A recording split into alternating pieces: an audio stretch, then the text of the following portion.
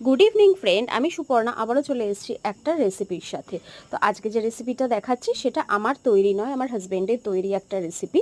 তো সেটাই তোমাদেরকে ভাবলাম একটু ছোট্ট করে শেয়ার করি। তো এই জিনিসটা হচ্ছে তোমার চিকেন আর মটর ডাল দিয়ে একটা রেসিপি। তো মটর ডালটাকে আগের ভিডিওটা আমি করতে পারিনি, ভুলে গেছি, তো আমি মিডিল থেকে করেছি, তো মুখে তোমাদের বলে দিচ্ছি।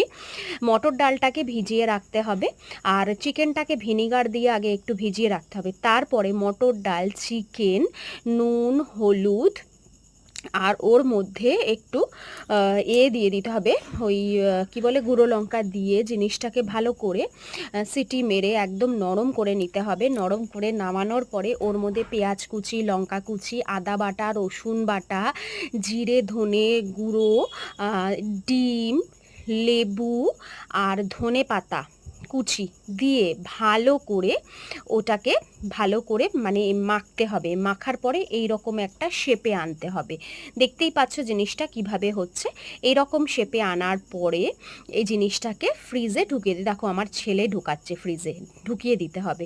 তারপরে সন্ধেবেলা বার করে নিজের মতো করে জিনিসটা বানিয়ে খাও আর মজা করো। তাহলে কেমন লাগলো আমার বরের এই রেসিপিটা জানাবে কিন্তু অবশ্যই। আবার আসবো আরেকটা ভিডিওর সাথে। এমনিতে তোমাদের সাথে আছেই, রান্নার ভিডিওটা মাঝে মধ্যে শেয়ার করতে থাকবো। তাহলে এখনের মতো টাটা।